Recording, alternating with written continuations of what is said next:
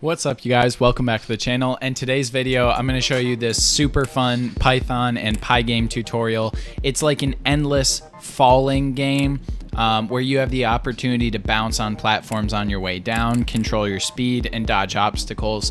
Essentially, the goal is make it as far down as you can. I called mine Penguins Can't Fly for reasons I'll discuss in just a second. You can call yours whatever you want. In this video, I'm going to show you everything you need to know about how I made mine and so that you can make yours. If you want to start from my project and build out from there, I will leave a GitHub repository link in the comments below. I'll add chapters to this video, so if you have any questions about a specific section of code, check the chapters. There might be a way you can jump right to the section you need. This is a great Python tutorial. It covers a lot of the mechanics of the PyGame module. I show you how to use images in your games. We cover creating randomly generated enemies and platforms. It gets progressively more difficult as you go farther and farther. Your enemy speed is going to increase. We use math and gravity for the bouncing jumping effect. We learn kind of how to create Pythonic code by separating out the key functions into sub-functions that all run together. We also show how to read and write from text files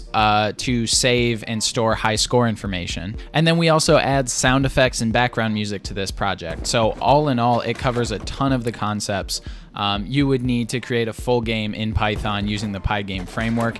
As always, if you have any questions about what you see in the video, be sure to let me know in the comments below. If you're enjoying the video, be sure to leave a like, consider subscribing to the channel. And this just in, I did create a Patreon, absolutely no pressure. If you like the content I've been putting out, you want to help me create more high quality content, you can head on over there. I'll leave a link in the description of the video as well. No pressure. I will always be doing free tutorials on YouTube as well, on top of anything additional that might come with that. Now, I called the game Penguins Can't Fly for obvious reasons. Well, they were obvious to me. Number one, I wanted to do an endless falling game. That's kind of the concept that I started with. So I thought, what would be in the sky? Birds. What kind of bird would be falling? A flightless bird. What kind of flightless bird might be easy to get a cartoonish image of falling? And I went with a penguin. And then the main problem was I knew I wanted an enemy that you had to dodge on your way down, and so I looked up what eats penguins. Seals and sharks. And then I thought, well, how would seals or sharks get in the air? I decided probably with a jetpack. When I went to Google Images to snag some art of a seal or shark with a jetpack, I was not able to find seals with a jetpack. I was able to find this dope shark with a jetpack. So we have a penguin falling out of the sky. He can bounce off of clouds, and he has to dodge sharks on the way down. The sharks will speed up every 15 points that you get, and your score is judged by how far down you manage to make it. And it doesn't take too long to add the style elements of this project on top of just basic functionality. And I think adding style is really important, because if you don't put images and sound effects in your game, the same basic game, which looks fun and is fun and challenging to play, can turn out like this.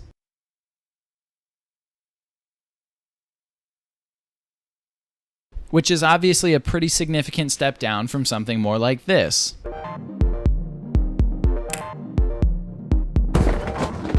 I hope you find this tutorial useful. I hope you enjoy messing around with the code if you decide to grab it on your own. Thanks for checking out the channel. Be sure to let me know if you want to see anything specific in the future or if you had fun with this video. Thanks for watching, and let's get into the tutorial.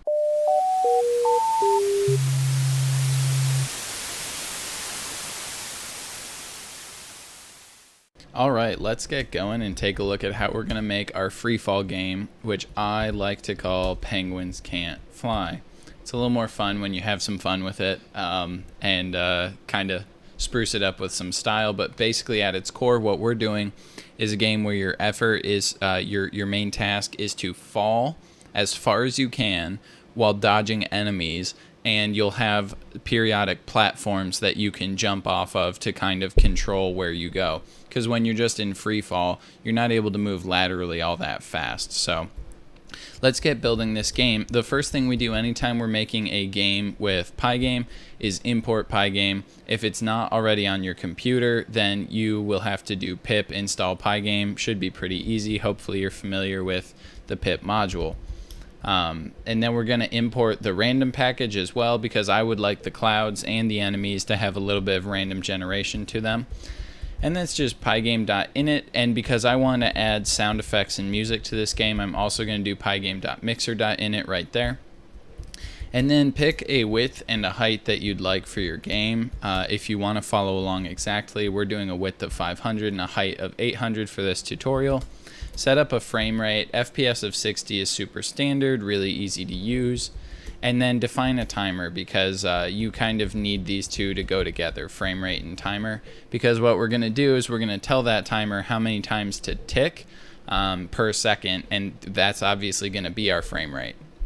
And then if you have a font, which for this one in particular, in my assets folder, I have a font file called Tercera. It just kind of looks fun.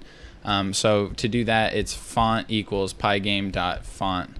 And if you want any kind of text on your screen, then you're gonna want to pygame.font. Make sure you get the address of it right, so I gotta spell it right.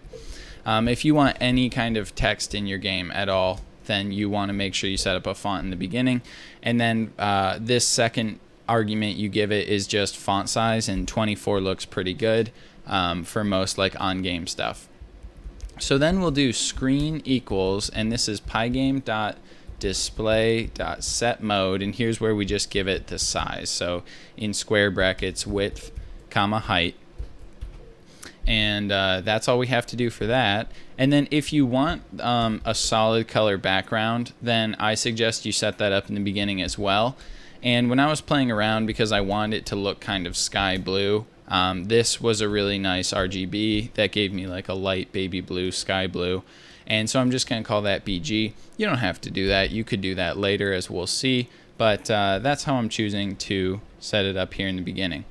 Okay, so now let's do what I always call the main game loop, where you just start with a variable, set it equal to true, and that's going to control whether or not the whole loop is running.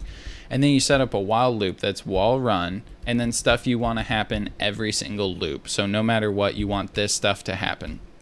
Screen.fill with the background color, and timer.tick at our frame rate. Okay, so those two are simple. And then we need to just kind of handle how to get out of the while loop, because right now it's an infinite while loop, and that'll crash your computer real quick. So we do if event for event in pygame.event.get, and then if event.type is equal to pygame.quit, just like that. Then we want to set run equal to false. So this is just saying if we hit the quit button, which PyGame windows by default have that little red X that almost any menu has in the top right, that's the pygame.quit event, and we're just going to set run equal to false. And then all we have to do after that to get kind of out of the loop is inside the loop we want to do this pygame.display.flip, which is actually drawing everything visual onto the screen. And then outside of the loop, we want this pygame.quit. And this should be everything that we need to get just the base outline of the game loaded up. So let's see. And you can see here we get just kind of a light blue rectangle, but this is good. This gives us a canvas to start drawing stuff onto. So one more thing we'll do here, you see it just says PyGame window at the top. It's really easy for us to set a caption. So to do that, it's just pygame.display.setCaption. And because I'm calling it penguins can't fly, we're gonna, that says penguins can fly. We're gonna go ahead and call it penguins can't fly. Obviously Python registers a single quote like that as a special character, so you just put a backslash before it and you can actually have it in there. So now if I load this up, you'll see it says penguins can't fly up there. There's also a way to change that icon, but actually the little snake with a controller in his mouth looks pretty good, and that's Python's default. Okay, so why don't we take a look at getting the clouds on the screen, because I think that that's probably the biggest visual element to this game. Quick coffee break. All right, so we're going to come right under timer.tick at our frame rate, and we're going to know that we want to get something back from this program called Cloud Platforms. but we're not going to draw all the clouds in this main game loop. We're going to give it kind of like a dedicated function to draw the clouds. And to do that, we're going to give it two things. We're going to give it a list of all the clouds coordinates and a list of all the potential cloud images that it could write. So obviously, before we start setting up this function, why don't we actually make these two arguments that we're giving it? Okay, so let's come up in the top by the background where we're going to store all these variables and things, and kind of talk about what we want this to be initially. So initial setup, I'm going to give some coordinates that are kind of like just 4 generic clouds that look good on screen, and they'll be what always starts when we boot up. So I'm going to give it 3 things. I'm going to give it an X coordinate, a Y coordinate, and then which type of cloud. Because one thing I did when I went and got the assets for this game is I got 3 different clouds, which I'll show you here real quick. And you can just see they look a little bit different, but they're basically the same overall size and shape. And the reason for that is just it looks great having a little bit of variety in your game. And so this way we can use those 3 different images and to tell the game which one to draw on the screen. That's what the third argument of each of these entries is going to be. So the first cloud I'm going to draw at X position 200, Y position 100, and it'll be style 1. So like the first type of cloud we give it. And then the second cloud will be X50, and we'll move it down screen to like 330, and we'll make it style 2. And then we're going to do 2 more clouds, so I'm just going to copy these. And the thing is, you don't have to do my same exact starting X and Y positions. I mean, for sure, this is where you really take the game, make it your own, do interesting things with it. I'm just trying to show when you're setting up the game the first time, it's not a bad idea to just do something to get, you know, some visual element on the screen, because it's, in my opinion, a lot easier to start expanding on that and building out from there than it is to start from absolutely nothing with like immediate random generation. So just a little tangent there. But all right, we're going to start with these 4 clouds, and those are X coordinates, Y coordinates, and you know, style coordinate essentially. And we're going to make this list of cloud images that right in the beginning is going to be empty, because what we're going to do is we're going to say for I in range. So this is a little bit faster than just entering your cloud images, but this would work even if you wanted to grab 9 images, 10 images. You just expand the range of this for loop. We're going to say image equals PyGame.image.load, and then it's going to be a formatted string because we're going to use I in it. Assets, clouds, and then cloud I. And so here's where naming convention is really important, because if you had like silly cloud, wide cloud, flat cloud, then this wouldn't work, because we have cloud 1, cloud 2, and cloud 3. So as we go through a for loop, this will be 1, 2, and 3, and it'll actually be looking at an image. So naming convention is actually pretty important when doing these kinds of things. But now what we're going to do is we're going to do cloud images.append, and we're just going to add the image to it. And so this is when we have that function where we draw the clouds, we're going to pass it this list of images and this list of cloud coordinates and style. And together they're going to draw this really good looking, you know, just automatic clouds on the screen. So let's actually define it. Let's stop talking, because I know I can get confusing if I just talk too much. So we're passing 2 things. We're passing the cloud list, and we're passing the image is. Maybe that's not the best way to name it. I think that's okay. All right, and we're going to return, if you remember, we're going to return the cloud platforms. So we need to know that we're making a list inside of here. The reason for that is anytime you're doing like collision detection, you want some basic like rectangles to say where everything is. If you can break it down into rectangles, PyGame's collision detection with points and rectangles are the 2 easiest things. So I like this way of doing it, where we draw the clouds and then return some basic like hit boxes of what rectangles we want you to be able to jump off of.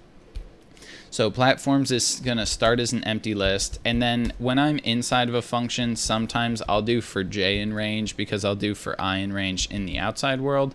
It's just a personal preference. You could for sure keep it for I in range or for underscore in range. It doesn't matter.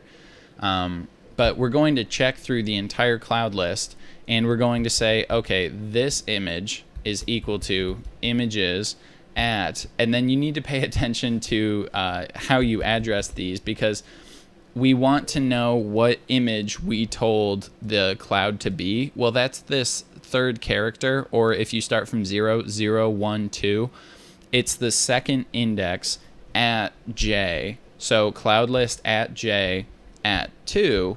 But then the thing is, we used 1, 2, and 3 kind of intentionally on my part to force you to do some math here. But it's actually going to be that minus 1 for the address. And so, I put all this in the wrong spot. You guys should have said something. It's in here. So we want cloud list at j. So this is going through each cloud list, and we're saying, okay, for the first item, so 0, now we want to know your second character, which is a 1, but then we need to subtract by 1, because actually when we put these in the list, they're 0, 1, and 2, not 1, 2, and 3. So we subtract 1 from it. If that trips you up a little bit, that's okay. It just means object-oriented programming is maybe a little new to you, or maybe you think I do things in a really non-logical way. That's your prerogative. Okay, so before we draw the clouds on screen, I'm actually going to make a platform just kind of using those coordinates, and we're going to talk about like how to create collision with an image, because it's not all that easy. So at cloud list j, and then this is the x coordinate, and then cloud list j, and then the y coordinate is the next index. And then what we'll do is we'll just, for now, we'll just pick some sizes, pygame.rect.rect. And so what we're doing currently is we're just defining a rectangle. We're not yet drawing a rectangle. And so first you give it x and y coordinates, and then you give it x and y dimensions. And I don't know exactly how large these clouds are going to be, but we'll do 120, 10 and see how that looks.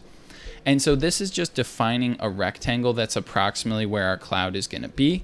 And then we'll do this screen.blit, which is how you actually draw something onto the screen. And we're going to draw the image that we just defined. And then from cloud list, we're going to use the x and y coordinates again. So j0 and cloud list j1. And so this is going to go through our list and draw every cloud on with its own unique image. And then we need to return platforms. Okay, this is going to go through and draw every cloud with its own unique image and kind of define a rectangle for where that image should be. But I think it's important for testing that you actually see those rectangles initially, and then you can make the decision whether or not to display them on the screen. But for now, we're going to put them on the screen. We'll make them gray, and then we will just give it, as a rectangle argument, we'll just give it platform. And then that should do it. The only other thing you might want to do is give it like a thickness if you need to, but we don't need to. Okay, and then you want to add platforms.append to, or you want to add platform to the platforms list, just so we have a list of all the rectangles. Okay, that was enough talking. Let me draw this on the screen, because I know I said a lot of things, but it's not that much. It's not that many lines of code. So let's take a look at what we did. Okay, and you can see we have these pretty chunky platforms that are actually way too high up. You can tell right away. Like if we were bouncing off of these, you would never see yourself bouncing off of the cloud because it's really high. So all you have to do is adjust your platform. You don't have to adjust the image. We like where the image is at. And so what we'll do, just because based on that, we want to go a little bit to the right. So we'll add +5 to the rectangle, but we want to go down by a fair bit. We'll add +40 to the platform. Okay, And now we have these platforms, which maybe they're chunkier than you'd like, maybe not. But this at least looks like it correlates pretty well with like if you were bouncing on the middle of the cloud. So I'm going to leave those there for now. But if you wanted to get rid of the actual drawing of the platforms and just leave them there for collision detection, you can just comment out these platforms. Your code is going to work the same way, and now you won't have to see them. I'm going to leave them there until we have a functional game, just so we kind of understand how the collision detection is working. All right, now the next thing I think we should do is draw the player, because that's kind of the next logical thing that we're missing in the game. And so we'll say player is equal to draw player. So we're going to get this like object back, I guess, rectangle back. From a function where we will draw the player, and we're going to give it an x and y coordinate, and then we will give it, let's give it the penguin image because we decided it'll be a penguin. And then I want to get control an x and y direction, so we're going to make these new variables here, these player x, player y, penguin, and direction up here, and I will just make a section that says, oop, let's not split up the images, there we go, and I will just say player variables. Some people said I should add more comments. I agree. It's just these tutorials can get pretty long, and sometimes I get a little lazy on the comments, but that's no excuse, so I will try to use more. Okay, now let's think about what each of these are. So right off the bat, we only need initial values for player X and player Y, because those are both going to change during the course of the game. So we'll start pretty close to the top of the screen with 40, and then we will start him pretty close to the middle of the screen with 240. Coffee break. Okay, and then the penguin itself is going to be an image that we're going to load in, but then we're also going to scale it. So PyGame.image.load, load, and then I just put it in assets, and I called it penguin.png. Okay, and so we want to load that image in, but the thing is, this image is not the right size for the game on its own. It's huge, it's adorable, but it's huge. It's like 500 by 500. And so what we need to do is we need to, before this even, we need to add a pygame.transform.scale, just like that. And then after you load in the image, you give it the dimensions you want it to be, and 50 by 50 actually looks pretty good for this game. So we're just going to say 50 by 50. I decided I want -1 to be your falling down, and 1 is your bouncing back upward. So just to start, we'll give these variables so that we can create the draw player function, because moving the player is going to be its own function later. All right, so let's go ahead and create the define draw player function, and we need to remember what variables we just passed in, and it is x position, y position, player image, and then direction we'll just call dir. We'll say direct, like that. Okay, so what we'll do first is we'll say if direct is equal to -1, which means downward, then let's take the player image and just say it's equal to pygame.transform.flip the player image, and then false comma true. So these next two are you flipping it in the x direction, or are you flipping it in the y direction? So we're saying there's only two directions the penguin can be moving here, up or down. We have one image, and fortunately, if we look at our penguin, he looks like he's kind of rising, and if we were going down, if we just flip the image, he'll look like he's falling. At least that's my theory. I think it works pretty good. But otherwise, we don't have to do anything with the image because it's fine how it is. And then we'll put it on the screen, so screen.blit, player image, and then for x position and y position, it's really easy. It's just x pause, y pause. And then we want, again, a player rectangle, which is what we're going to be returning to kind of describe the rectangle of the penguin. So let's just figure out how to get a good kind of hitbox for the outer shape of the penguin. So to do that, Let's just start with X position and Y position and take a look at there. Now, it's a 50 by 50 rectangle, but that includes any padding or white space around the edges. So let's just start with 40-40 to see if that cuts off most of the edges. But let's also do, let's just draw this pygame.draw.rect, because once we're confident that this is a good rectangle, we'll make this one green. We don't have to keep it player rect, but it's important to make sure before you set up collision detection, you actually like the boundaries of the collisions that you're detecting.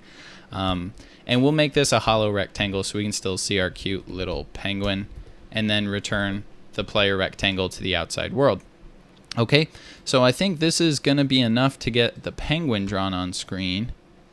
And what you'll see is actually it's a little too far to the left, because we don't necessarily want every time the wing touches to collide, and we don't necessarily want you know, the wings completely cut off. So let's just scoot it to the right a little bit. Player X plus 7. And then let's take a look at that. That looks like it didn't move at all, because it didn't move at all. I did that in the outside world. That was silly. Okay, the rectangle is X pause plus 7. That should be better. Yeah, that looks better. Maybe we'll make it not 40 wide. Let's make it a little less wide. 36 should be fine. And let's move it down some. Y pause plus 10. And then we won't make it 40 tall. We'll make it 30 tall. Let's take a look at that. That's pretty good. I mean, that's the core like body of the penguin. I'm just thinking about this in terms of like falling collision. We probably actually want it close to the tip of the head. So like we would want to move this down like, I don't know, 45, but only make it 10 thick. Let's take a look at that. Oh, that's too far down. Y pause plus 40. Let's try that. There we go. That's pretty good. So this means when the head of the penguin hits the platform, it's going to bounce back up. And I think that'll look pretty good. So let's go with those dimensions. I'm not going to leave this rectangle drawn for now. What the heck? I said I would do it for the clouds. Let's leave it in there for this too. All right, so we have the player and we have the clouds on screen, which means now we should probably put in our like gravity mechanism for moving the player. So I think to do that, let's go ahead and check out just kind of like how to modify some things in the Y direction. So we'll start with that because he's spawning above a cloud. Our penguin is spawning above a cloud, and so we can probably safely assume that if we set gravity up properly, he'll bounce once we get this working. Okay, so just to start, we'll make Y speed 0. And we will make gravity a fixed value. What I've found is that you can play around with gravity to kind of impact how aggressively he falls and how aggressively your character will bounce back up. But 0.2 is a pretty good like per scan gravity when you have 60 frames per second. That's just my thought. You can mess around with your own gravity if you want. But I'm going to come down below our event handling, but still inside the main game loop. And I'm just going to set up Y speed plus equals gravity. Okay, so every scan, we're going to add gravity to Y speed because obviously the player's Y direction should increase as long as he's in free fall. Now, we'll get to it in just a second. We're going to want to set up some overall limits to this, because it will look kind of weird if you can just fall progressively faster and faster. If you know anything about physics, there is like a maximum fall speed, a terminal velocity that you'll hit just because of drag and wind speed. You'll stop going faster at a certain speed. We want to set our game up the same way just so there's not like infinitely increasing speed. But for now, this is fine. Player Y plus equals Y speed, and then Y speed plus equals gravity.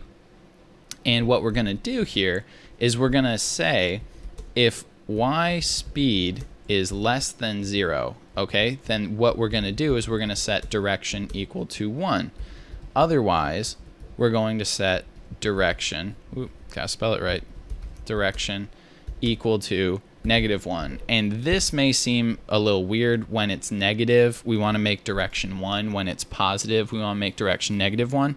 But y speed is how much the player's position is changing, and technically the 0 y coordinate is at the top of the screen. So actually we're going up when our y speed is negative. Sorry, that's PyGame's kind of naming convention, or drawing convention. So that's just kind of what we have to cooperate with. Okay. Now this is good for just getting the player to move, but we're not handling collision. So I think if I load this in, yeah, he just falls. Goodbye, penguin. So we got gravity working, but we haven't gotten the bounce effect working. And to do this, I actually think it's going to be just easiest by far to do it in the main game loop, but you for sure could set up a function to do this as well. And what we're going to do is we're just going to say for I in range, length of that cloud platforms that we just get back out of our cloud function, we're going to say if direction is equal to -1, so we're going down, and player dot collide rect. And here's why I really have emphasized having rectangles at all these points, is PyGame has this really easy to use built-in collide rect function. And we're going to check and see if the player has collided with a cloud platform. And if he has, this is cool. We're going to basically say, well, you get to bounce back upwards at whatever speed you were coming downwards with. So we're just going to set, you know, if y speed was 6 when it hit a platform, now it's -6. So you get to bounce right back up at that speed. And then we will set some limits here just because, well, let's not do it yet. Let's just say that, okay? And I actually think that's all we need to do to handle bouncing. So let's go ahead. Bam. Our penguin is bouncing. And now here's where it's up to you, but you can also see what I was going to talk about. He just ends up in this infinite weird bounce because it's not exactly 1-to-1. Like the amount that he goes into the platform is going to be a couple pixels, because by the time the penguin collides with the platform, his like speed per frame rate change might be 3 or 4. So right when we boot this up, we're getting these progressively tinier and tinier bounce amounts.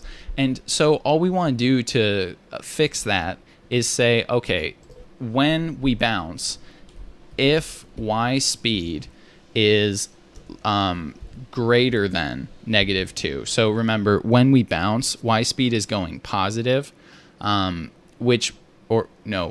we bounce, we're going up, so y speed is going negative, which means if it's not at least 2 in the up direction, we'll just set it equal to 2. So we'll say y speed equals -2. Okay, and we're just going to leave it there for a second, and I'll show you by loading this game in what we did. So now we've corrected for those ultra tiny bounces, and you'll see he still basically gets to this position where he has these super tiny bounces, but he's never going to fall through a platform now, and it's never going to become immediate. He's always going up at least at a minimum of 2. Okay, so that's, wow, sorry, I basically yelled there. That's pretty good. We have the bounce effect working, we have gravity working, and we're really clipping along well. Why don't we add the ability to change the penguin's left and right position? Because that's basically the main control mechanic the player has in this game, is just, do I go left, do I go right? And so to do that, we're going to set up a new if event.type, and this one is going to be PyGame.keyDown, all caps, just like that. And if event.key is equal to PyGame.key left, then we will kind of do an X and Y direction, because we already used the word direction for up and down, which maybe we should have called it vertical direction or something, Y direction. But now we're going to check if the left and right keys were pressed. PyGame.key, what I do first, left, right, and then X direction equal to 1. But the neat thing about how we're going to do this is we're going to set it to where you can hold the arrow key down. It wouldn't be any fun if you just had to click it once.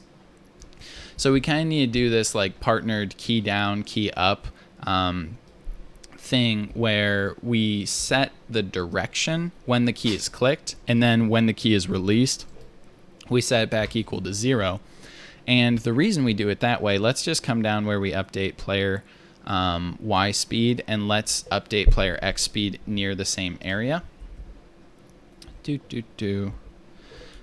We will say player X plus equal, and then a new variable we're going to have to make is going to be the speed we want the player to move at, but then times direction. Okay, so let's go ahead and just make X speed up in the player variables. Let's say X speed is equal to, I think 3 would be good.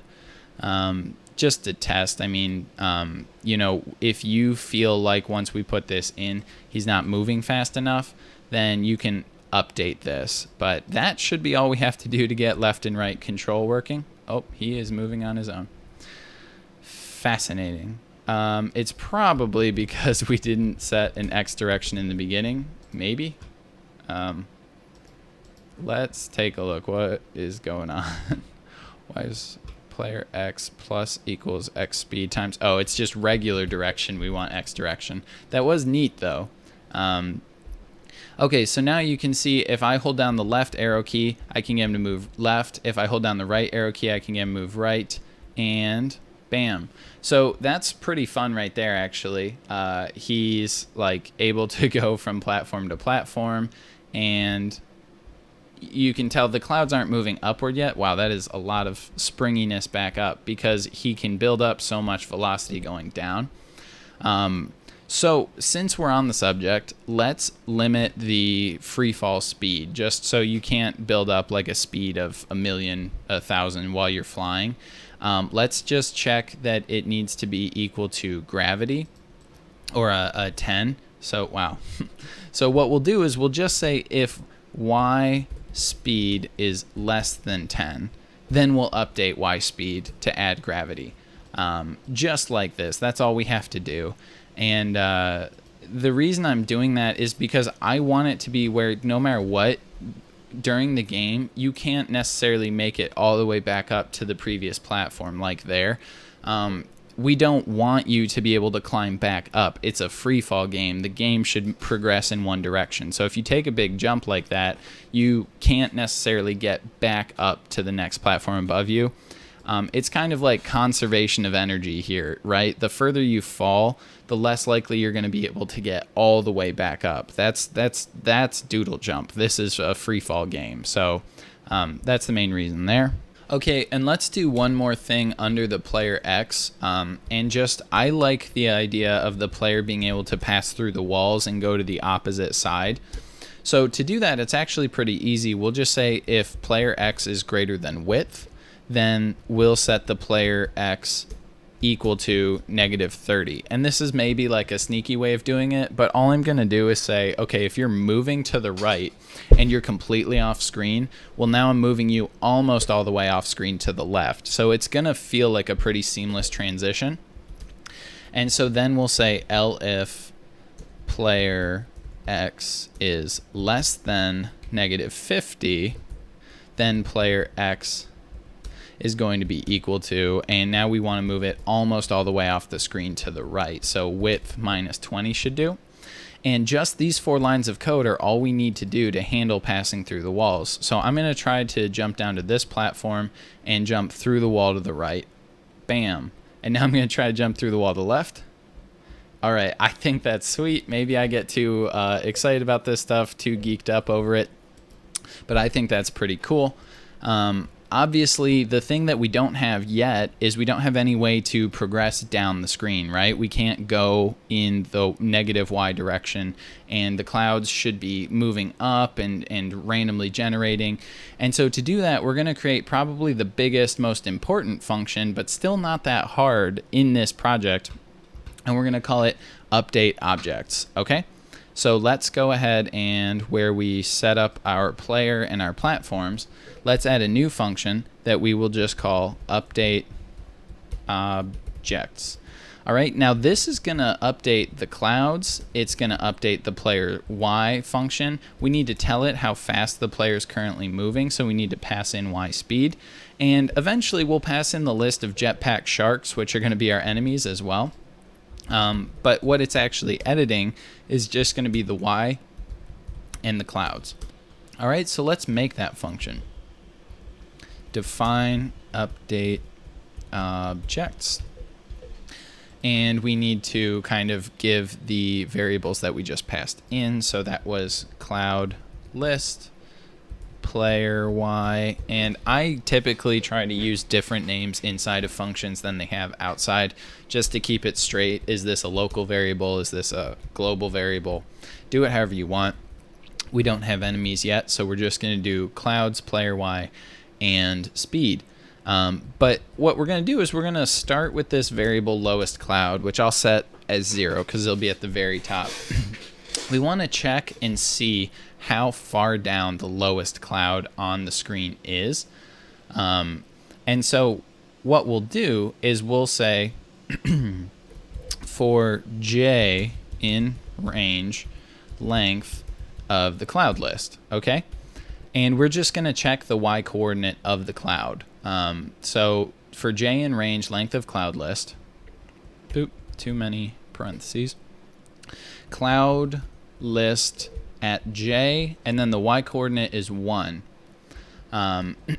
is going to be, we want to check, sorry, I'm trying to make sure I get this right. If that Y coordinate is greater than lowest cloud, then we set the new lowest cloud equal to, or the new variable lowest cloud equal to what we just found, cloud list J at I. And so this for loop is basically checking through all of our clouds, and this lowest cloud variable is going to be equal to whatever the Y coordinate of our bottom cloud. So when we initially load in, it'll always be the same. It'll always be like 670 or wherever we drew that bottom cloud.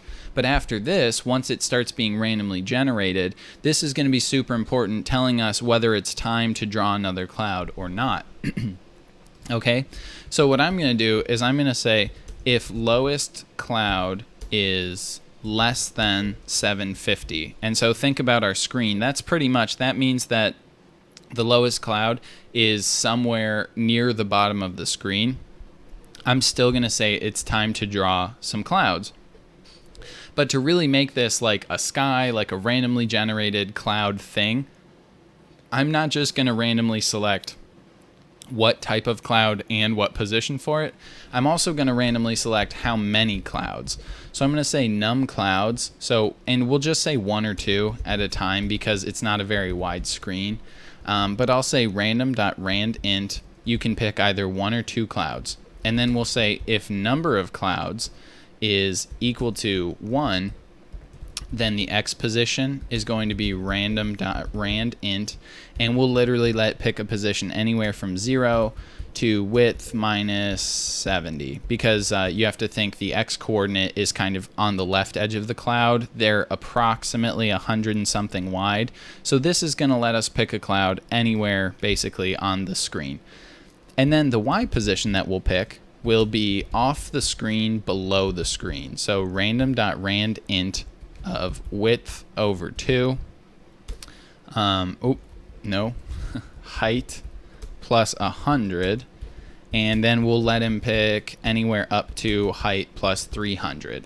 So basically, off the screen by 100 to 300 pixels, we're going to generate these clouds. And so this will create a little effect of like if you're falling, the next cloud is going to seamlessly be coming up from underneath the screen because we're generating the clouds off screen. And so then as we fall and everything moves up the screen, the clouds are already generated and in position. All right. And so then we will also randomly select a cloud type. So we'll say cloud type equals random.randint. And then the numbers we've been using for that are 1 through 3. And it's just super easy here. All we're going to do is say cloud list.append, and we have the 3 variables that we put in the cloud list. So X position, Y position, and cloud type. So we are randomly selecting everything we need to generate a new cloud. Now, obviously, that was just if the number of clouds was 1. So what we'll do, because we said the only options are 1 and 2, we'll just put an else here. We'll basically copy all of these, and we'll just get a second one. So xpos 2, ypos 2, cloud type 2. We'll do it that way and just leave xpos, ypos, and cloud type alone. And so for the Y position, I'm fine with just leaving those as is. Obviously, for the cloud type, we're going to leave that as is because those are the only options. What we want to do is we want to make sure that in the X direction, these clouds don't overlap with one another. So we are going to kind of change our xpos. So this will be width divided by 2 minus 70. And then this xpos will start at width divided by 2, and we'll do plus 70. So this will make sure there's always some kind of x gap in there. But other than that, that's all we need. And so then we'll do cloudlist.append xpos 2, ypos 2, cloud type 2. Okay? And we need to remember to return everything we said we'd give back, and that was the player y and the cloud list. But so this is how we're going to randomly generate infinite clouds, and I think it's really cool. I think it's a pretty elegant solution. But what we want to do is we also want to make this function what will update the player and the clouds as we move down the screen. And so to do that, we're going to make a variable in here that I'm going to call update speed. I'm going to call it 10 because that's also what we made the maximum fall speed. And so if you're in free fall and not hitting any clouds or anything like that, then you're going to actually want the update speed to be the same as the speed that you're falling. It's going to look really smooth. So then what we're going to do is we're going to say if the player is past 200 on the screen, so this is not very far, it's about 1/4 down the screen, then what we'll do is we'll update play y minus equal update speed. So now we're saying, okay, the player has moved past, and we want to basically move the player up by enough that the clouds will also be moving up, and it'll feel like you're free falling, but your position will actually not be changing on the screen. So that's cool, but then what we also want to do is we also want to come into our for loop, and we want to update the clouds by the same amount. So we want to say cloud list j1, which we just established was the y coordinate, minus equal update speed. So while the player is falling, actually, player y, we want to move all of this one indentation in. There we go. We want to move all of this one indentation in, because if the player is high enough on the screen that we don't need to update the vertical positions, then we don't want to update any clouds either. Okay, I guess we didn't need speed. Let's see if this works, because I know this was probably the most complicated coding section of this project, maybe. Which, if you understood what we did everywhere, good job. And if not, let's just take a look at what we did now. So when I move to the left, I'm going to go past 200. And there you see the player and the clouds move up. And now if I avoid some clouds and try to free fall, you can see there's always clouds beneath me. And then at any point, if I hit a platform and start jumping, again, it stops moving the clouds upwards. So we just created this cool, like, endless, infinitely generated sky that we can fall through. And now, obviously, right now, there's no way to lose because we don't have an obstacle to dodge. Hitting clouds is fine. It just makes you bounce. So what we need to do next is we need to create some obstacles, and that's what we'll do. But this is really fun. I mean, we have the core of the game right here in under an hour, so good job, everybody. All right, so let's figure out what to do about the enemies. Whoop. And actually, I want to keep this text pretty big because I know it can be hard to read, especially if you're on mobile on YouTube. So, all right, let's go up where we loaded in the penguin, and let's just say now we're doing enemies, and we want the shark to be, it's going to be, I'm going to steal this transform and load because it's kind of in the same vein as what we did here, only now it's assets.jetpack shark, because that's what I called it, because it's awesome. And then this is not, we don't want it to be 50 by 50. We want 300 by 200, which if it sounds kind of big, maybe, but it was originally 400 by 300, so we are still scaling it down some. Look how cute he is. I'm so proud of this. Okay, so that's going to be our primary enemy, is going to be this shark. And initially, we're just going to give him some coordinates just like we would the clouds. So we'll do this enemies list equals, and let's just start him off the screen to the left. So minus 234 just to get him off the screen to the left. And then for Y position, let's put a little bit of randomness in there. So random.randint. And anywhere from at least 400, so we'll give the player a little bit of breathing room, to height minus 100, and I guess we'll say 1. So there we go. Sharks, okay, and we'll start from there. Now I want the shark to be kind of patrolling left and right across the screen. I think that's how sharks with jetpacks would actually move, and even if it's not, you know, it's my game, so deal with it.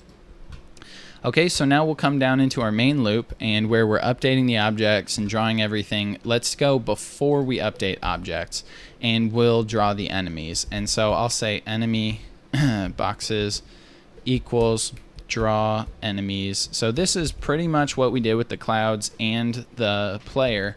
We're going to use a function to draw the image, so we'll pass in the enemies list and the shark image, and enemies, shark, enemy boxes, and we're going to get back a rectangle that we use to check collision.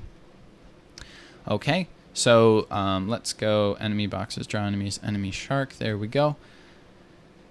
And let's define the draw enemies function. I'm going to do it above update objects, draw enemies, and obviously in the enemies list, or in the enemies function, we have the enemy list, and then we have the shark image. And we said that we would return the enemy rects. So let's do it that way. And enemy rects is initially an empty list so that we can append to it once we draw. For j in range length of the enemy list. And you may say, why is it in a list? There's only one shark in there. And yeah, you're right. That's fine. That's something you could do to make the game more difficult if you want to increase the number of enemies. To be honest, just having one on the screen is already pretty difficult, and we're going to make it progressively more difficult to where the sharks fly back and forth faster and faster as your score gets higher. And so in doing that, one shark at a time on the screen is really going to be enough, but that's totally something where you can play around with it, make it more difficult.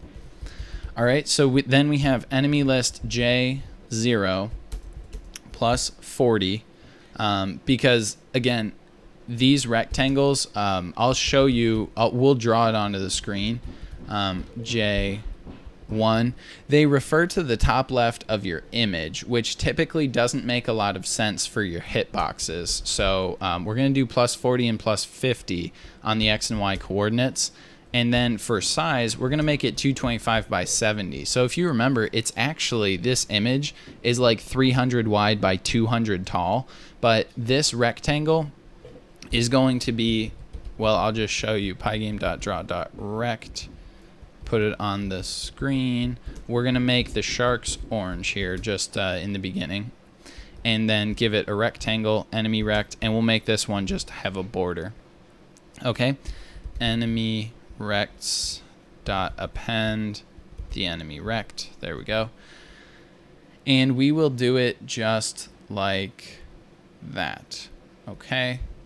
So we're going to add to this function, but I wanted to, oh, I don't have screen.blit on here anywhere yet, do I? Screen.blit. Screen.blit. PyGame, just shark.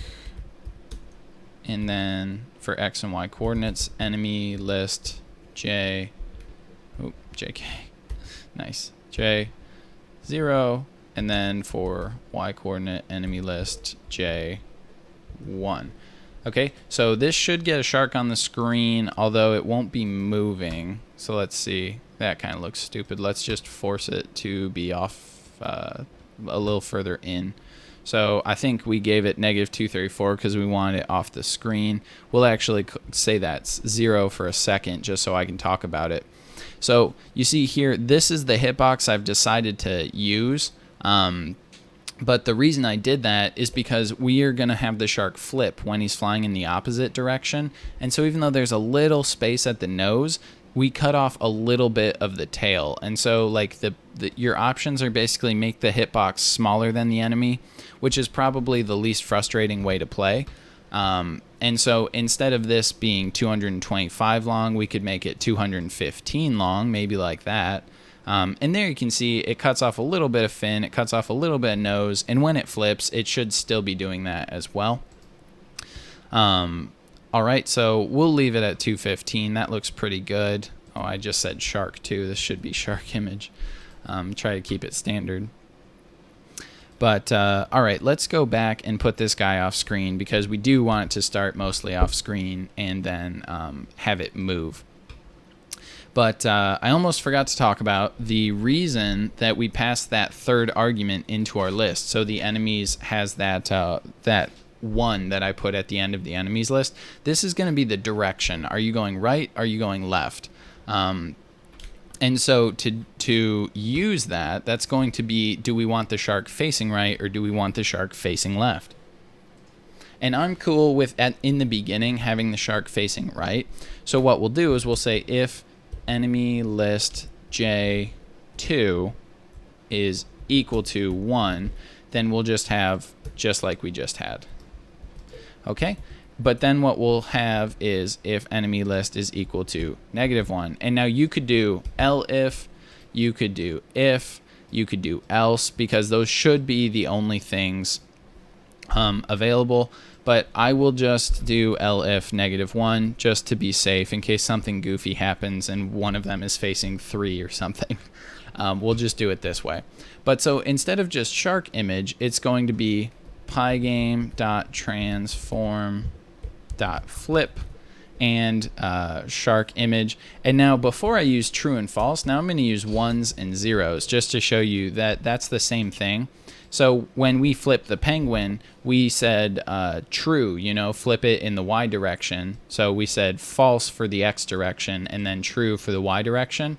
But now when we're flipping the shark, we're saying essentially true for the X direction, false for the Y direction. But we're doing it with a 1 and a 0 instead. I just did that so that I could show you guys either is valid, okay? So now we have an enemy that will flip back and forth, but we're not updating the shark. And I actually think that it makes most sense to do that in a separate function so this doesn't get too jumbled. So let's come down under where we get the enemy boxes. And let's just say enemies is equal to move enemies, and we'll pass the enemies list in, and that should be good enough for now. It just doesn't like it because it doesn't exist. All right, we'll come up underneath draw enemies, and we will define move enemies, and we are giving it the enemy list. Enemy list, and we are returning the enemy list. And so all we're doing in here is we're just gonna say that the enemy speed, let's just say it equals 2 for now. This is where I'm gonna add some progressive difficulty and say the further we've fallen and the higher a score we get, we're actually gonna increase the enemy speed, but we're just trying to get it working right now. So let's say for J in range, length of enemy list, okay. If enemy list J2, so this is gonna check the direction, is equal to 1, meaning he's going right, then what we'll say is if the enemy list J0, so X coordinate, is less than width, meaning we've come all the way back to the left, then, or less than width means we are not yet past the right edge. Okay, I got to be careful with the directions here. These long tutorials addle my brain sometimes. Then we will say J0, so X position, plus equal enemy speed. But then what we'll say is else, oop, I need a colon there, else enemy speed is going to be modified, not speed, else the enemy list J, and then 2. So the direction is going to get flipped. Sorry, I blame, my wife walked into the room, totally threw me off there.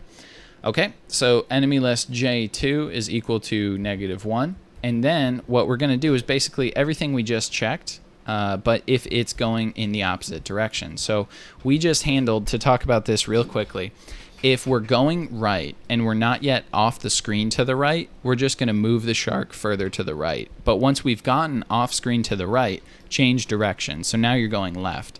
And now what we're going to say is if we're going left, so elif enemy list is going left, and our X position is still greater than -235, because that's kind of when the shark gets off screen, then we're just going to subtract enemy speed from it. Else, which means we have gone off screen to the left, then we are just going to change the direction back to right. And then one more thing we want to do. If enemy list J1, so you've gone in the Y direction, you're now less than -100. You're 100 pixels off the screen above us. Well, I'm just going to make it for now to where there's always one enemy. So using a list might seem a little silly, but if we decide we want more enemies, this will be how we'll do it later. But for now, I'm just going to say, okay, when you've gone off the screen above the screen, then I'm going to let you spawn in. So when you've gone off screen by 100 pixels above the screen, then we're going to let you spawn in anywhere from just under the screen to 500 pixels under the screen. So there's more or less always one enemy present within -100 to plus 500 pixels, anywhere in the screen, -100 plus 500. This is how we're going to control the sharks moving back and forth. So hopefully if I do that, yeah, we get Sharky Boy going back and forth down there. You can pretty quickly see the effect of increasing the enemy speed. So if I make this 12, you'll see he's frickin' flying around there. That's obviously quite a bit more difficult to dodge than 2, enemy speed of 2. So we'll start there. But one thing we have to add to our update objects function is the enemy list. So player clouds and enemies is all going to get updated here, and we didn't need Y speed. I forget why I thought we did, but we're gonna just pass enemies in instead of Y speed. So we come up here, enemies, enemies, and then in our update everything function, we're just gonna add right above the 4J in a plus update speed. We'll just do and if I and J are off the table, I like using Q, but we'll say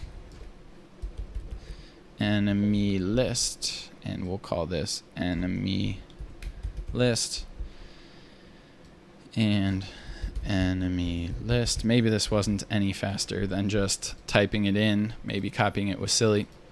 Now we're just moving the shark up on the screen as well.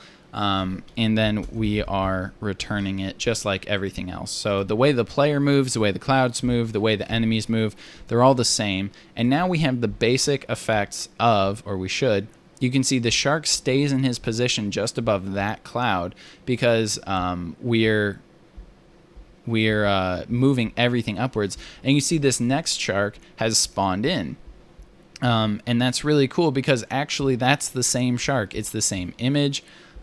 We didn't even change their X position. We just changed their Y position, which is kind of neat, but you can't really tell because the way the positions spawn in is it makes you think it's a totally different character. But this is a good way to not gum up your program with too many enemies that you're never going to see again. So let's try to do a quick little free fall, but so ordinarily that would end the game because I hit a shark, but we haven't put any collision detection in between the player and the sharks yet. We haven't put any scoring in. We haven't put any progressive difficulty in. So those are the things we need to do next. I think what we should probably do next now is collision detection with the player and sharks, because that is going to be kind of our game over condition. So let's go ahead and figure that out. Okay, so let's just come down where we did the X and Y player speed, and the collision detection with the enemy is going to be really pretty easy. For I in range length of the enemy boxes, then for I in range length of enemy boxes, if the player collides, player dot collide rect with enemy boxes at I, and it's not already game over, because if the game is over, we don't really care if you hit another player, then we're going to set game over equal to true. And you may be saying, what's this game over variable? I haven't seen it before. Yeah, I haven't made it. We're going to make it.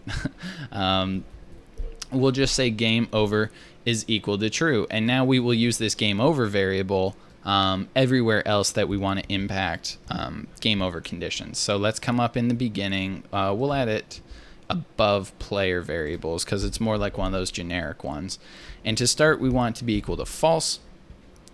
And basically, the only reason we even want to track game over is because we want you to be able to immediately restart your game. That's what makes a game really fun and replayable, is if you make it to where, oh, you got this score, you tried and you died, but you know, now you can just immediately restart easily without closing your program down and booting it back up. So we already have this event.type equals PyGame.keyDown area. So what I propose is we say if someone presses the enter key, if event.key is equal to PyGame dot, and you'll drive yourself crazy looking for the enter key. There isn't one in PyGame. They call it return because a lot of older keyboards and I think maybe some British keyboards, I don't know, instead of the enter key, they call it the return key, but on any like US or modern keyboard where it says enter, that is the return key.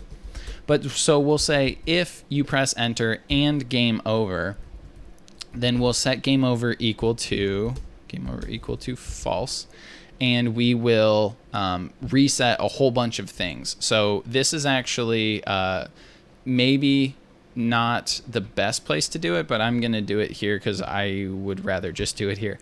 We're going to take everything that needs to get reset. So like X speed, X direction, player X, player Y. Actually, most of these are okay. But we're going to come down, and when enter is pressed, let's see, we want to reset X and Y. Yeah, we don't need the penguin again. We can reset the direction. That's fine. Y speed. Gravity won't be changing. X speed won't be changing. X direction 0 is good. Okay, and then we want to put all of the clouds and the enemies back in their starting positions. So here's our enemies list. We'll grab that. And we need to grab the clouds list. Clouds, there we go. We don't have to change the cloud image list. We don't need to change the shark. We don't need to change the penguin. Those are all staying the same between runs. But we're putting the clouds, the enemies, and everything back in position. So this may seem like we're not doing much of anything yet, but we do only want to, you know, let the player keep playing if the game is not over. So to do that, what we'll do is we'll come in the beginning of this while run, and we'll just kind of say if game over, player Y is going to be equal to -300. Okay, so I'm just going to do it this way just to get the player off the screen when the game is over so that we can simulate like dying and then restarting. So let's see if I can hit this shark. I can. It wasn't hard. And now I'm going to press enter, and the game restarts. Okay, so obviously we want to add some text here that says like, oh, game over. But that's basically the whole thing we needed to do to put in simulated game over conditions. Now, okay, let's add some text because we haven't done that yet. And we'll do it when the game is over. So we'll say game over, end text is going to be equal to font.render. And the text we want it to say will be penguins can't fly, but I need it to be \penguins. Oh, wait, no, there's no parenthesis in penguins. Can't, I need a \, in the apostrophe T. Can't fly, ! And then true. And we'll make the text black just because it's easy. And then let's put some end text 2 in here saying, hey, press enter to restart. So font.render, we'll say game over, press enter to restart. And the neat thing is I didn't put that in quotes, so quotes. And anti-alias, which I don't even know what it means, is always true, and then black. And then let's put these on the screen. So screen.blit. Oh, that's not a dot, that's a comma. Screen.blit, end text, 70, 20. So that's pretty much right at the top of the screen. We're going to put end text, and then we'll put end text 2, Control C, Control V, 60, 80. So basically just putting 2 lines of text at the top of the screen saying, hey, you died, and press enter to restart. But at least we're not leaving them high and dry, leaving the player. There we go. And actually, Penguins Can't Fly should be bigger because that's the name of the game, and it's a sweet name that I'm super proud of. So we're going to make an additional font that I'll call huge font. And we're going to make that, instead of 24, we'll make it size 42. And that's, we'll make end text 1 huge font.render, huge font. So let's check that out now. If we die, it should give us the title of the game pretty big. There we go. Game over, press enter to restart. You can see the font that I selected. I think it's kind of fun, kind of whimsical right there. So, okay. Let's incorporate some scoring. I think that's probably the biggest thing, scoring, and then maybe sound effects will come after that. So up in the beginning, in, I guess, player variables, let's just set score equal to 0. And now I don't think that like scoring itself is all that hard, but it is difficult because you want total distance to kind of be the metric of how you score. So what I think we want to do is we want to also make, in addition to our score variable, we want to make a total distance variable up in the beginning. So score is equal to 0, total distance is equal to 0. Let's just make a new section and call it score variables, because there will be a few more once we get into like high score stuff.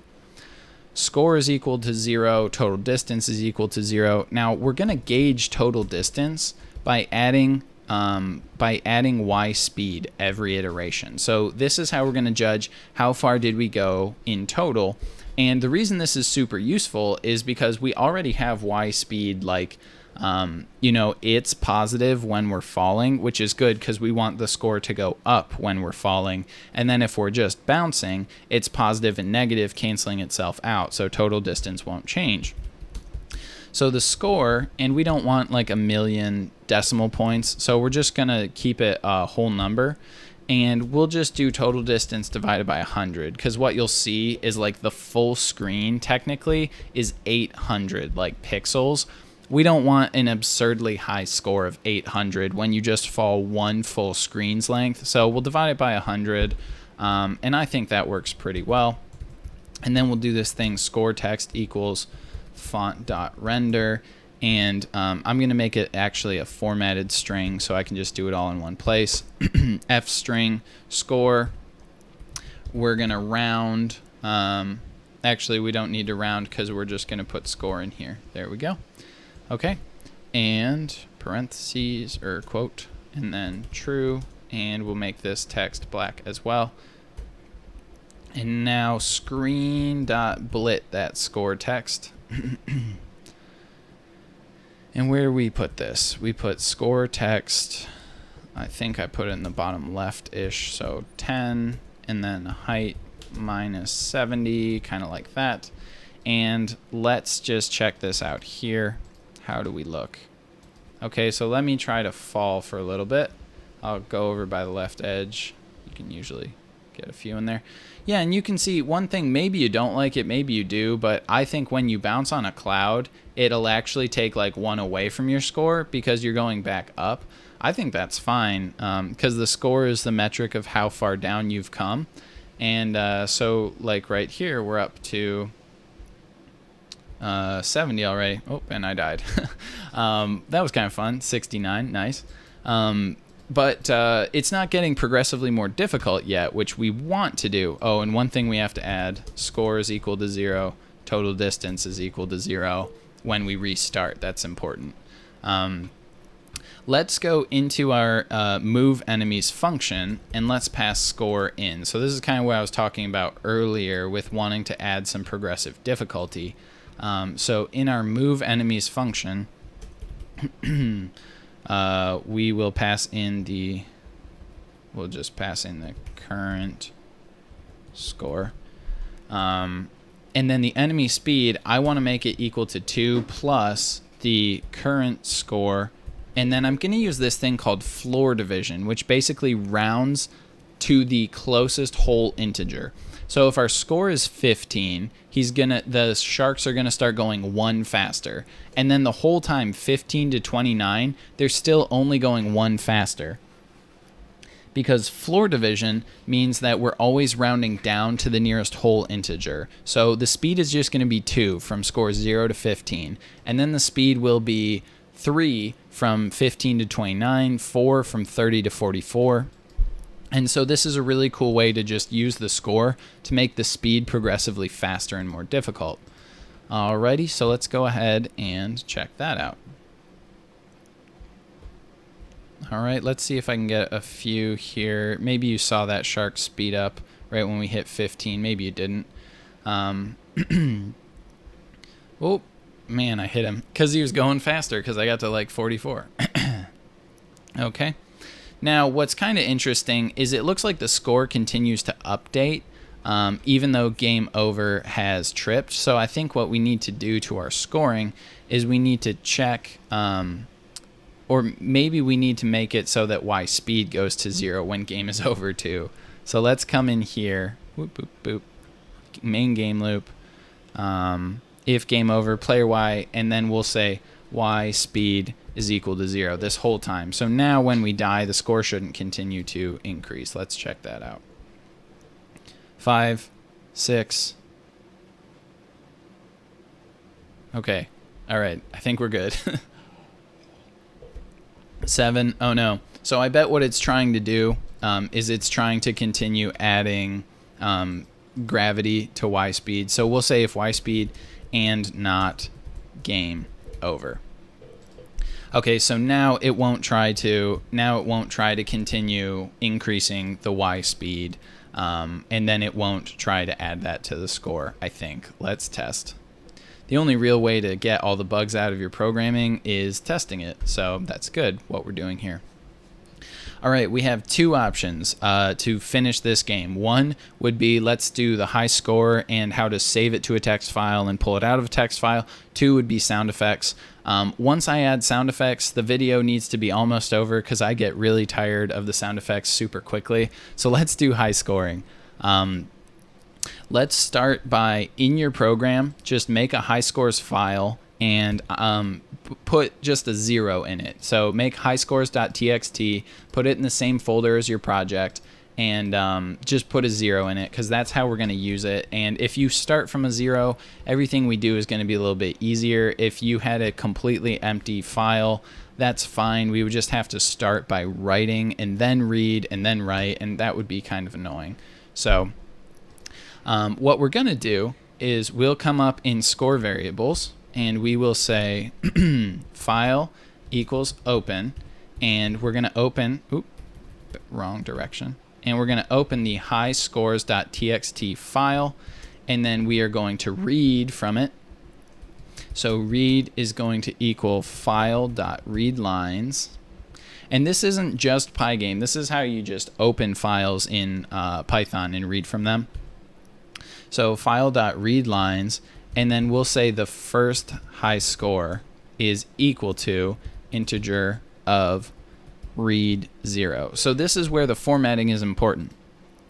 The first line that we read in needs to be something that we can convert to an integer and then use in our project. And so then we will say this initial high score is what we'll set the like display high score equal to. So first high is equal to that. And now we'll come down to our score tracking. And basically what we'll do is we'll display also the high score on the screen. So we'll say if the score is greater than high score, which we're starting from 0, so it'll always be greater than the high score when you first start playing your game.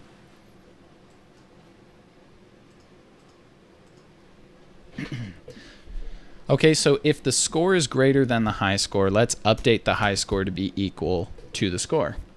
And then we will make a score text 2 just equal to font.render. And now another formatted f string, and we'll say high score. And we probably don't need to round this. Let's see, because I think it's already going to be a whole integer just with score being a whole integer. Okay, so high score and then curly bracket and then get out of the string and then say true, and then we'll make it black. All our text is black. That's cool. And let's screen.blit this on the screen just under regular score. So this will be score text 2 and 10, and we'll bring it up from the bottom of the screen. We'll actually, not 100, let's put it at 40, just under where we just were. Okay, and now we should have high score, and it'll work for one run. Like it'll update as we fall. 6.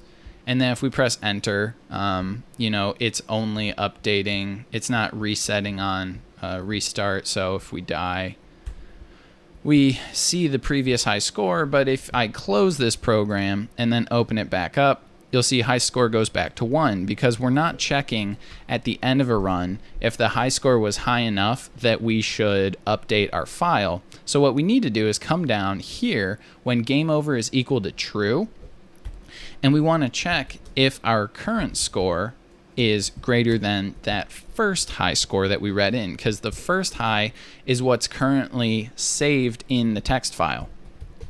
And so if we got a new high score higher than what was saved in the text file, then we're going to open that file again, but this time instead of an R, it's going to be a W, because now we're doing highscore.txt.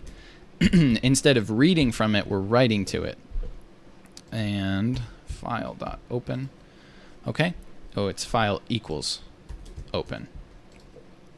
Now we're going to write score is equal to the string of the score. So I'm making this new variable just called write score so that we can write a string, because if you do file.write and then try to do like str score right here, it's actually going to error out. I don't know why, because technically this should be a string, but it needs you to pass nothing but a string in. It doesn't want to see str score. It wants to see something that's already a string.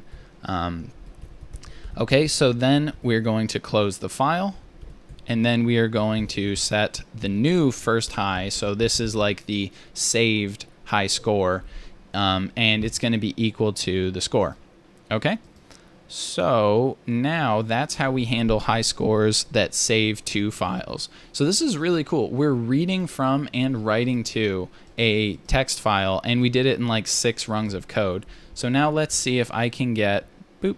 All right, I have a high score of 7, hit enter, and I close this. If I look at my highscores.txt file, okay, you can see I have a 7 in there. So that's really cool. That's the basics of saving information to an external file. And now if I load this program back in, we start from a high score of 7. So that's really cool. That's the basics of what you need to keep your previous run's high scores saved in your program. All right, so now I think we should do sound effects. Now I think we should do sound effects and game music, and I think at the same time, let's get rid of these boxes. So we don't need to know what the boxes look like anymore. We have some confidence that they're working. So I'm going to get rid of the orange box, and I'm going to get rid of the green box for the player. And then what I'm actually going to do for the clouds is I am going to draw a slightly different version of the same rectangle. So I like keeping that kind of like thickness 10 collision, or I like keeping that thickness 10 platform so that we have like a wide area to collide with. But what I actually want to do is draw a rectangle that looks a lot more like just a little line, because I think it makes the game more fun. And maybe you disagree with me here, but I think it makes the game more fun to know what you're aiming for, like for a platform to collide with. So let's check out how that works. I hope I didn't just goof this up. Oh, I definitely goofed this up. Hang on a sec. Yeah, we don't want to be modifying the screen.blit. We want to modify the pygame.draw.rect. Okay. This was supposed to be quick and easy. Fortunately, I'm not too worried about watch time, because if you made it here, you're a good dude and you're trying to watch the whole video. Okay, so now all I did is I made it 3 thick when we draw the cloud rectangle instead. And so it'll be this more like, yeah, you can see this subtle little platform that now we can see what part of the cloud we can actually bounce off of. I like having that as an option. If you don't, just don't draw the rectangle. It's really easy. Okay, so this is great. We have score working, we have game over working, we have collision detection, we can go through the walls. So what we really want to make this extra fun is sound effects. So we're going to do a few. We're going to do a game over, like collision falling sound effect. We're going to do a bounce, so every time we bounce off a platform, and then we'll do background music. Okay, so let's come up and let's make a new area that we will call sounds and music. All right, and we will do pygame.mixer.music.load. And I got a just royalty-free, non-copyrighted song from YouTube's like sound library, theme.mp3. If you have an MP3 file that you want to use as your song, just make sure it's in, if you want to follow along, your assets folder or somewhere in your project folder, or if you know how to do like file mapping through your OS, you can do that. But if you just grabbed my project from the GitHub, then it's just this theme.mp3. And then let's set up our bounce sound effect to be equal to pygame.mixer.sound with a capital S, and then it is just assets, and this one I called bounce.mp3, and it's supposed to sort of sound like a squeak or a little like penguin going wah, something like that. So okay, and then the end sound I just called end sound because I really don't know what it is. It's kind of like a crash. Pygame.mixer.sound assets, and I called this one game over, I think. So assets / game over.mp3, just like that. And what we're going to do is right when you load the game up, we're going to do pygame.mixer.play. And now this next spot is where you can adjust the volume. So pygame.mixer.music.set volume, and I believe it's 0 to 1 because 1 is 100. So I'm going to do 0.2 just so it doesn't drown me out if I try to talk to you guys. But we're going to start playing the song right when the game loads up. And now let's take a look at where to add bounce and the end sound. So the end sound should be a pretty easy one because we only have one condition that can cause game over. So what we'll do is we'll come all the way down to where we check for player collision. And if we have player collision, we'll just do end sound dot play. Just like that. That's all we have to do. And now that's going to get the our like end noise to play when we lose, when we die. And now let's check for collision with the cloud, because for ion range cloud platforms, if we collide with it, then this is going to be a bounce. So let's come down here and let's just say bounce dot play. And now one thing that I want to add to the restart is I want to restart the song as well. PyGame.mixer.music.play. So that restarting the game is like restarting the sound, and it's like restarting everything. Okay, so let's go ahead and run that. Obviously adding sound is not that difficult, so let's see if we got it all. Oh, PyGame.mixer has no attribute play. Okay, well, I think it does. PyGame, oh, it's PyGame.music.mixer.play, isn't it? Let's see. PyGame.mixer.music.play, and did I get it right in the restart? PyGame.mixer.music.play. Yeah. See, that gets confusing, but let's go ahead and run it. There we go. I thought it was a fun little sky-based background song, and you can hear. I actually think that's a pretty good bounce noise. Kind of reminds me of what penguins might sound like bouncing off of clouds. And you can see we can fall for a while. I played this for quite a while, and I found that like right around 100 is where it gets really hard. The sharks are moving really fast. You know, in general, dodging the clouds seems like the fastest way to get a higher score, but actually if you're dodging the clouds and you're not bouncing off of them, it's a lot harder to avoid the sharks because you're just kind of out of control. So here you go. We see we're at 102, and this shark is zooming.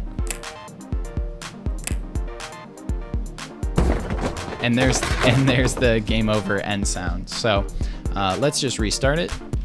And you probably heard the music restart.